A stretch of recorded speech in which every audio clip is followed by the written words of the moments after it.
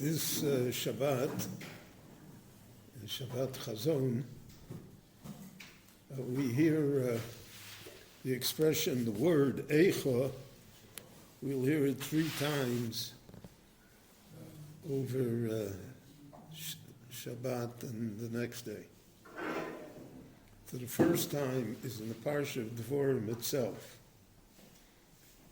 where Moshe says, eicha esol avadi torchachem masachem v'rivchem. Now, the parsha begins, the Chumash begins, Eile hadvorim asher diber Moshe. The word dvorim always means, it's not harsh words, but not complimentary words. Yadaber is a strong phrase. It's a strong of commandment. That's why we have in the Torah, Vaydaber Hashem al Moshe, because it's a tzivui, it's a commandment. I'm not asking for suggestions, I'm telling you what to do. And generally speaking, so Dvorim is a more direct, almost impersonal way of communicating. Where when it says Vayomer, Amira, etc., that's softer.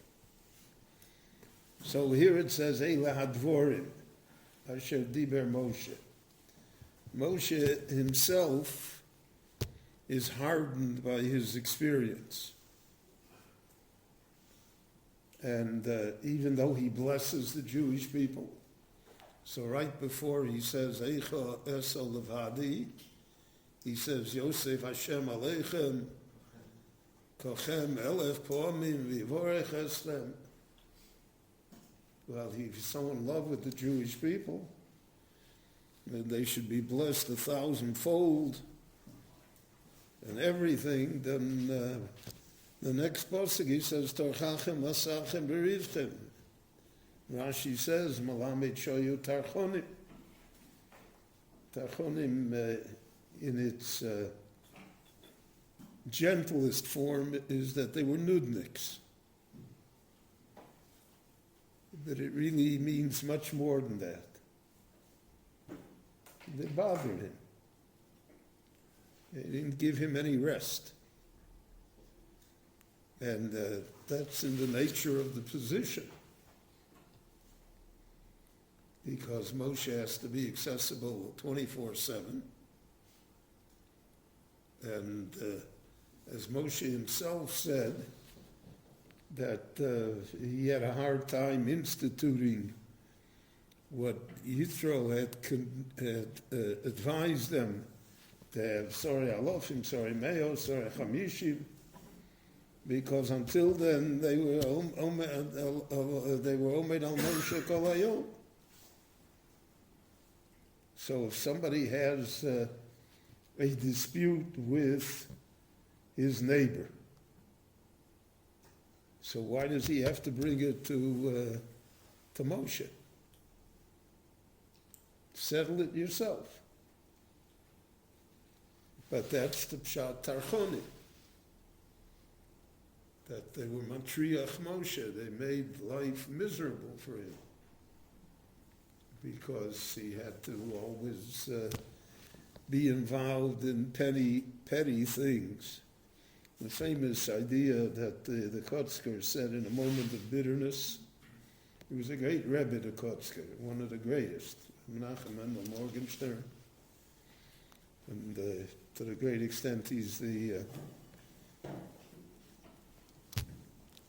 he made the greatest change in Hasidus in the 1840s in Poland.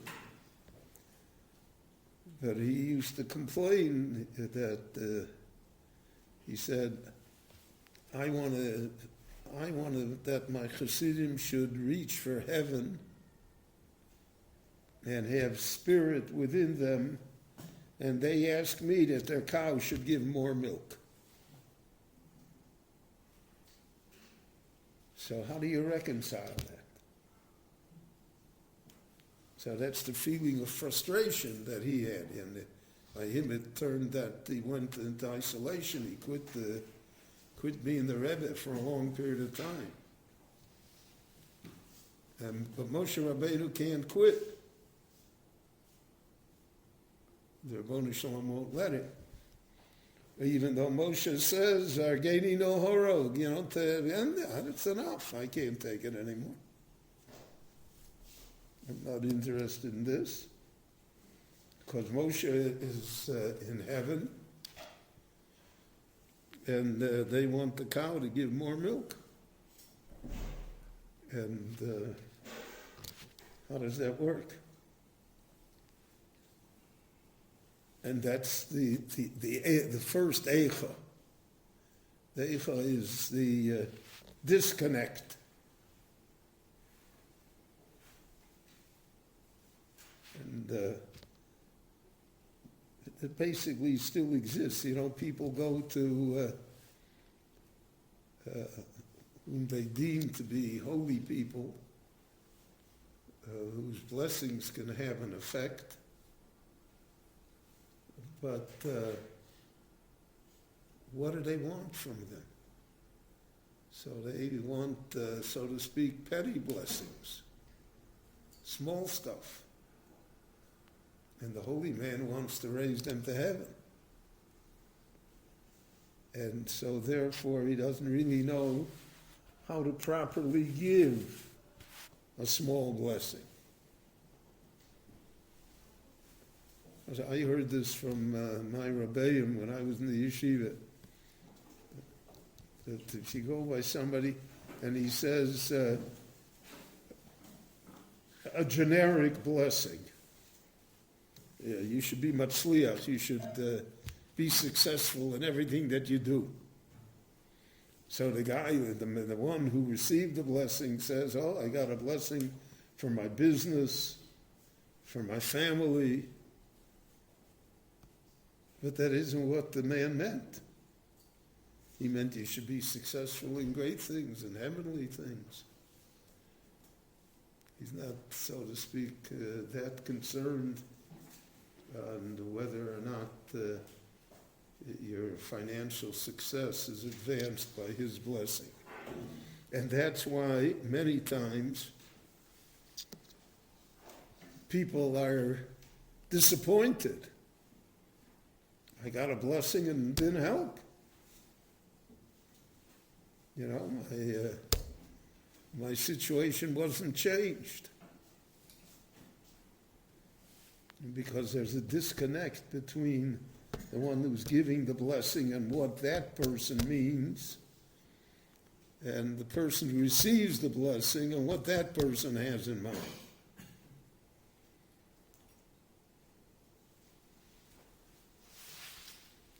And that's part of the reason that, the underlying reason why we find that the Jewish people are so unappreciative of Moshe. And that even when Moshe dies, not everybody mourns him. Aaron they loved, because Aaron was, your cow should give more milk. We see that from Aaron. Oiv Shalom, Rodev Shalom, Oiv Esabrios, Karvan La Torah, tries to settle disputes. So we don't find that by Moshe because of this disconnect. And Moshe therefore is frustrated by them, and they are frustrated by him. And that reflects itself in why it says, Eile hadvorim asher diber Moshe. This chumash, so to speak, is an expression of Moshe's frustrations. And when he records the story with the Meraglim, so you even feel his frustration in the words, Vatikrvun elai kulchem, all of you came. Why did all of you come? And he said they came b'irvuvium, they didn't come properly, and the young ones pushed the old ones. And so you want to go to Eretz Yisrael, and I should send spies and everything. I told you Eretz Yisrael is wonderful. What is with you?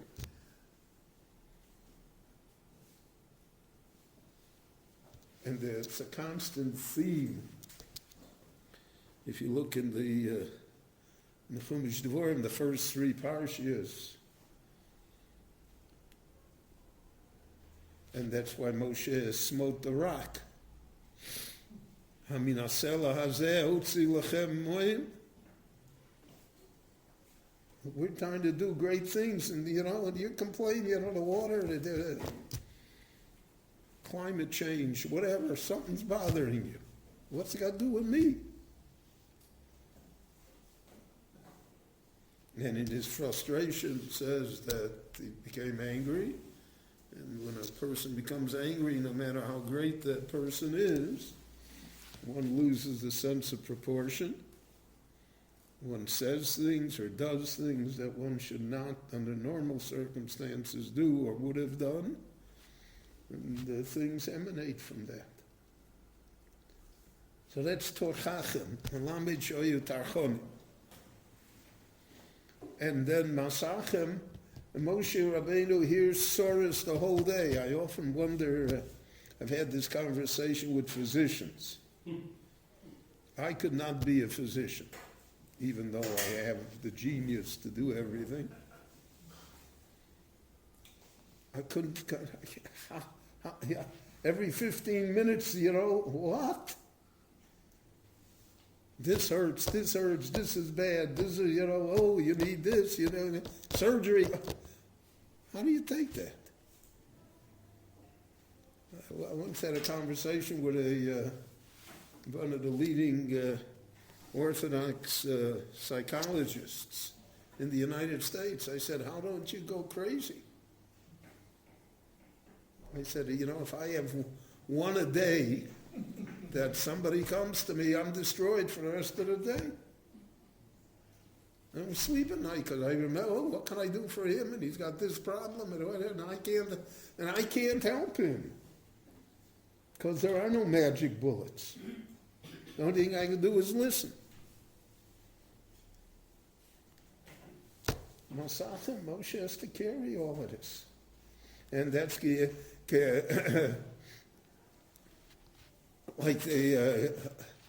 like someone carries a sayonik. You carry a squalling baby, right? So the baby doesn't care whether you want to go to sleep or not. You don't want to go to sleep. Whether you had a bad day, a good day, the baby is screaming, the baby will get you dirty. It doesn't care. And I have to be kasher yiso omein sayonik. So that's Masachim. It's a tremendous, tremendous burden. And then Rivchim, wow. Everything is contentious. No matter what happens, it's the other guy's fault. That's what Rivchim is. It's never my problem, it's your problem.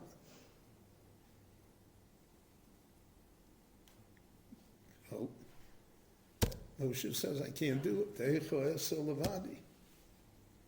How can I bear up under it? And Moshe's eicha reverberates throughout the ages.